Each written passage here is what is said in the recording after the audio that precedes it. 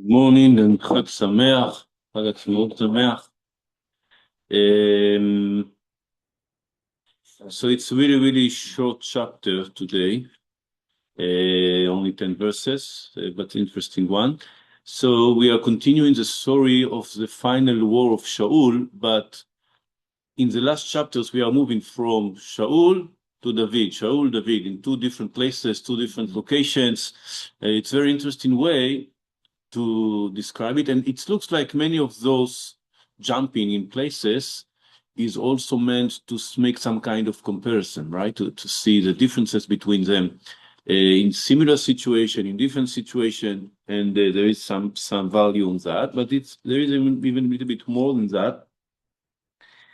The verse starts, the Plishtim mastered all the forces at Afek, while Israel was encamping at the spring in Israel. So where is Afek? And if you remember, 2 chapters ago, we saw that they were located in other place, the Plishtim, right? In the beginning of chapter, in the former chapter, I think. Yeah. No, wait a second.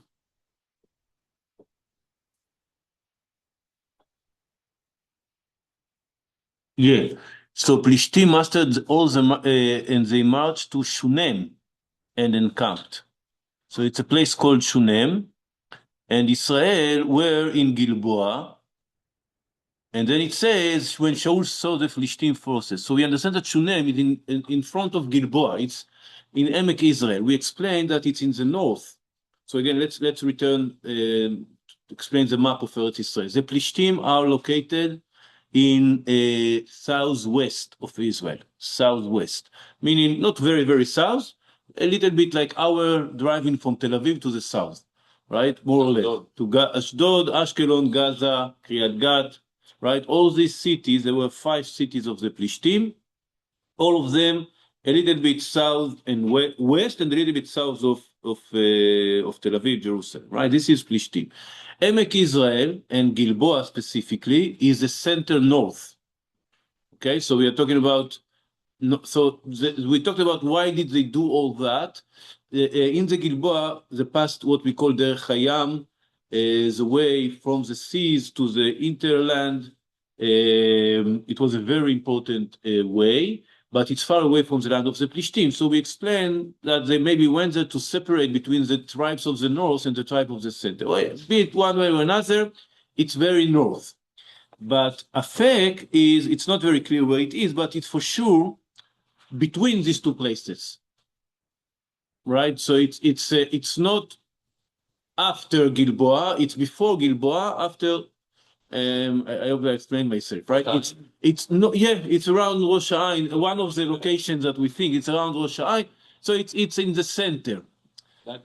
So this location alluding that this chapter Kaftet was before the former chapter, because it doesn't make any sense that they will go until Gilboa and then return to Afek.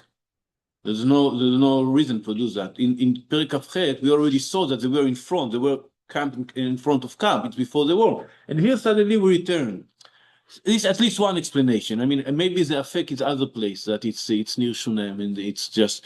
But the most logical explanation that we are talking here before they were arrived to their destination. In the walking toward the destination, they encamped as a point of going out, of exit, in a place called Afek. Right. If it's so, if it's really before chapter Kafchet, so of course we have to answer why it appears after. Right? So why it's okay to do that. I mean, the Bible, we have the principle that en mukdam muchar b'Torah, thing can be not according to the time order. It can be according to other consideration. It's very ordered, but not necessarily the time is the main consideration in ordering the chapters of the Torah, of the Tanakh, en mukdam muchar b'Torah. So it's not a problem that Perek Kaftet is occurred, happened before Perek Kafchet. It's not a problem, but the question is why. There should be a reason to do such things. So we are looking here on this situation. Machane Plishtim is in effect, and then the Plishtim lords came marching. The word Sarnei Plishtim, Seren, it's like no. Today Seren it's a grade in the army, a rank in the army. But Seren Plishtim is what's like saying the governor of the Plishtim. And we explained that Plishtim were some kind of confederation of federatia, it's a federation. Yeah, it's like they had five different states, we can call them like that. It was city, and each one of them was equal to the other. So they weren't like one king. They had different kings. They have five kings. Maybe one of them was stronger than the other or more influenced than the other, but it was like a confederation, you say? Confederation of different states together. Now, when it says Sarnei Plishtim came marching למאות ולאלפים, so in the translation it already corrected that, but in Hebrew it looks like it says hundreds and thousands of them, but there are only five. What does it mean, hundreds and thousands of the Sarnei Plishtim? Maybe the father. So yeah, that was the Tirgum here, the translation here clarify. So you wouldn't have the question if you only read the English, but the Hebrew makes the question. So the Plishtim lords came marching, each with units of hundred and of thousands. And David and his men came marching last with Achish. Why last? And why with the kids? So Hamim says here that for the Goyim, for the Plishtim, the kings come at last. For Israel, the commanders are first. Acharai, we say, after me. It's not very accurate. Depends from. It depends what rank. You don't see the chief of command walking in the front line, right, in the war. But it's yeah. But sometimes there's a unit, tank unit. Yeah, but you don't see the Ramatkal working first, right? And actually, at least in my units, from the level of Magad. Magad is the commander of a group. Yeah, it's not in the front line. No. But not front. No, it's in the middle. Anyway, but never mind. But here they went last. But it's interesting that David is very close to the king. Is David David and his men came marching last with Achish. Achish was the king of.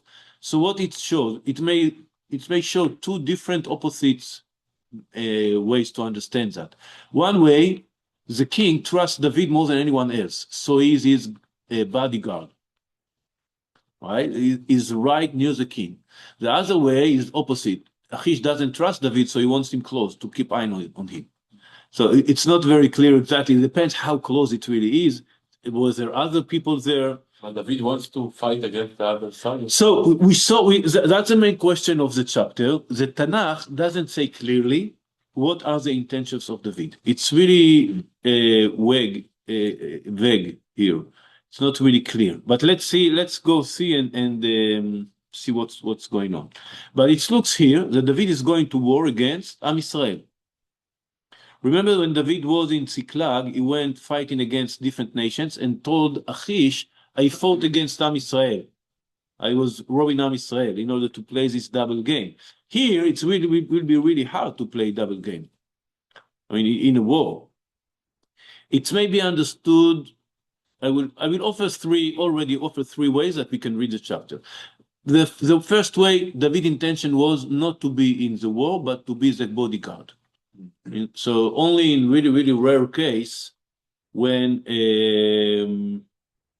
the fight arrived until the king, then he will have to participate. But it's like in the last line, he doesn't have to really participate. The second explanation, David really meant to have a fight against Am Yisrael because he want to eliminate Shaul. Some, I don't say, not Jewish, not traditional commentaries say that. I strongly against that, of course. But you can read that in the verses. There's nothing that prove against that in the verses. The last explanation, which can be coordinated with the second, is that David meant to change direction in the middle of the war, to actually join Am Yisrael, and it will be very, very convenient to be near the king in this situation. And I think that the combination of the two explanations would be he would go to the war and see what's going on. If he doesn't have to participate and the Philistine won, okay, he didn't do anything. If the war goes in the direction of Am Israel and they write to the king, this is exactly the right moment to change sides. Okay, Yeah, so nobody blamed him after the victory. That's or be traitor or something. Well, even if he became king in the future, nobody blamed him about this story. let's see. We didn't finish the story. He didn't Yeah. go to the fight. Yeah, let's see what's happened. So anyway, in this moment, it looks like in verse 2, it looks like David is going to join the Philistine in the war against Am Israel. That's what it looks. It doesn't say anything against that. So again, or that he was in the last, or that he really meant to participate in the fight against Am Israel, or that he meant to betray the Philistine in some moment. But there is someone that intervened. The Philistine officer asked. In the Mefarshim, they speak a little bit about the difference between Sarnei Plishtim and Sarei Plishtim, officers and chiefs. So yeah, maybe the same, maybe not. Let's just read from now. So some people, some factors inside the Plishtim side says, who are those Hebrews? Right. So they recognize them as Jews or Hebrews. Yeah,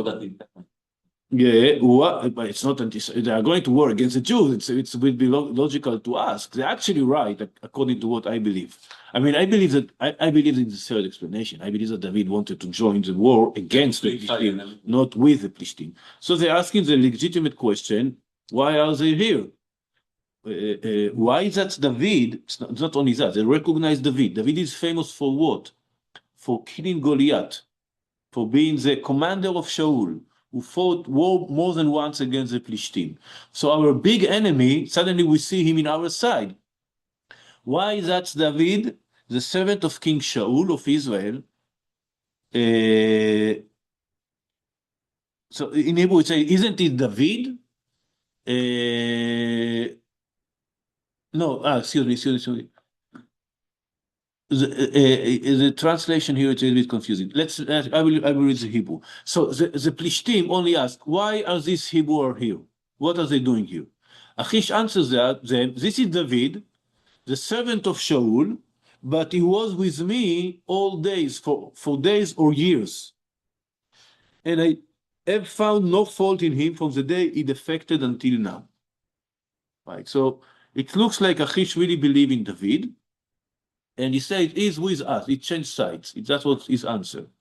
But the Philistine officer were angry with him. And the Philistine officer said to him, send the man back.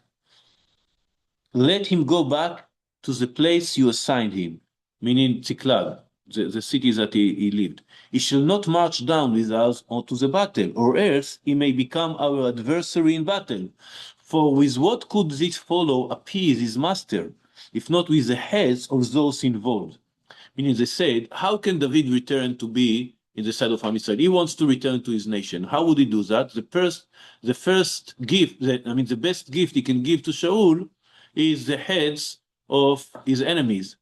And David has a fame of cutting heads of people, right? He cuts the head of Goliath. Not only the head, he also cuts the orla of the Plishtim, right? Other heads. Remember, so the Me'orlot Plishtim. So David has this fame of doing such things. So they told him, really, he is here to betray us and to return to his nation. At least it's a risk. I mean, it's a logical argument. And then they also remind the famous song. So this is the third time this song appears in this Bible, in this book. It says, remember, he is a David of whom they sang as they danced. Shaul has slain his thousands, David is tens of thousands.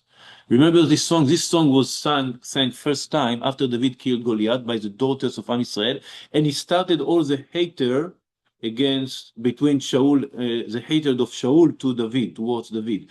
After that, it was mentioned again when David arrived the first time to God. The officers of the king told him, this is David, that they were saying about him, and then David has to play it crazy, right? And this is the third time. So it looks like this song became a legend, a symbol of the greatness of David. and how important it is for Am Israel. So again, this argument rises here the second time against David. So does Achish is convinced? It's not very clear.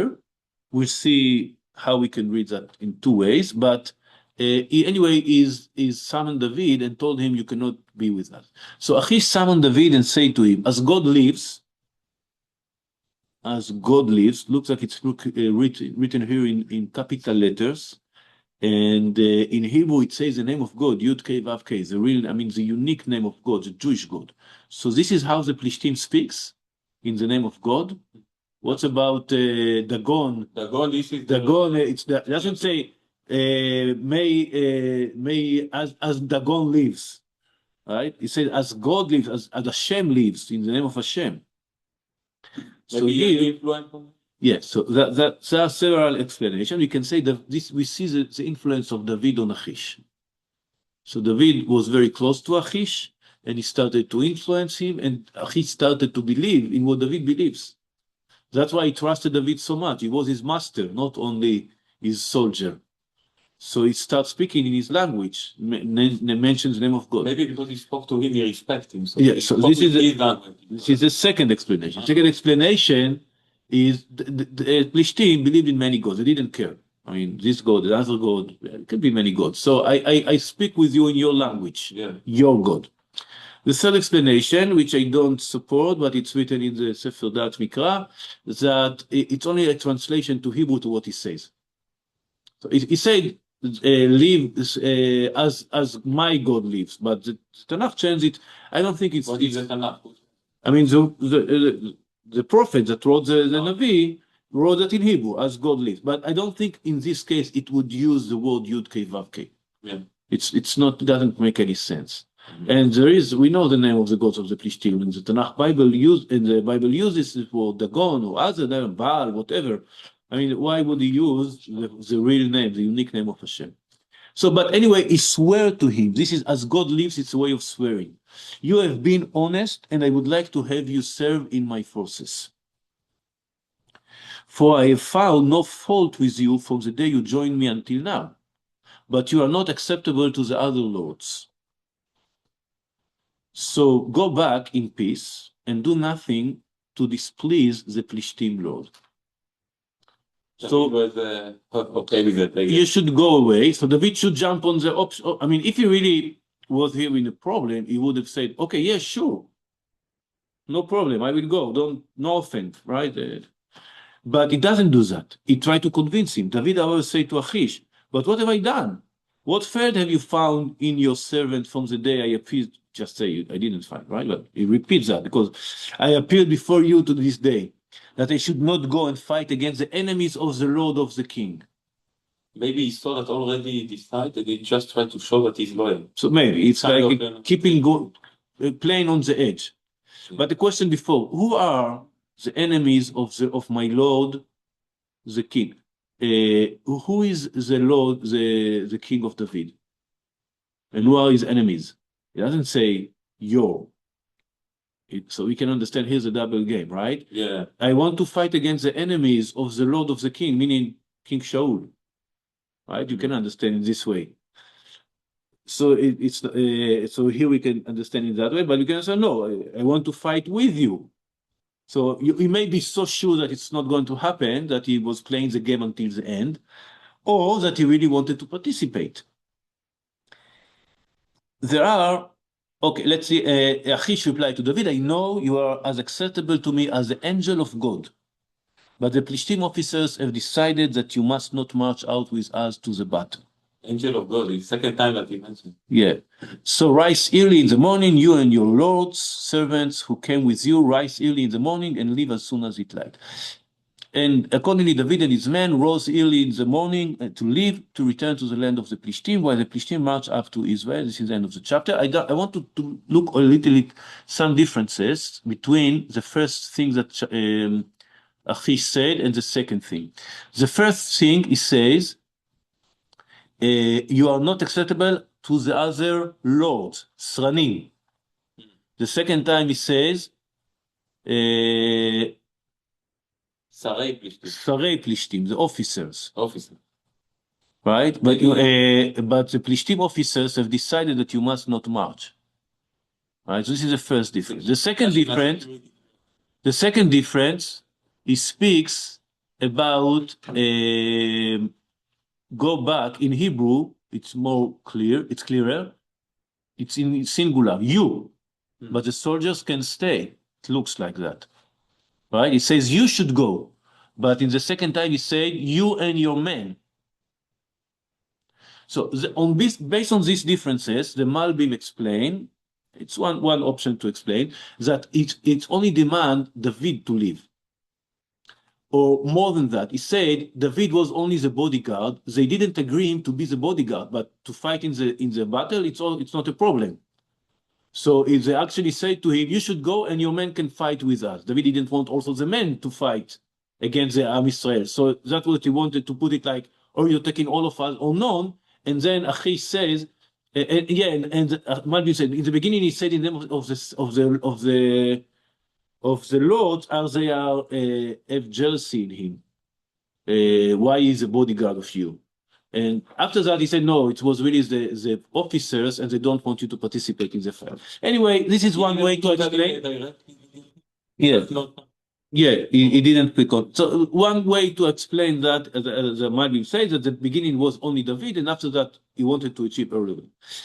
I tend to say that David really wanted to participate, and he wanted to participate because he wanted to betray and in the middle of the battle and join the Israelis and save Shaul and save the Am Israel.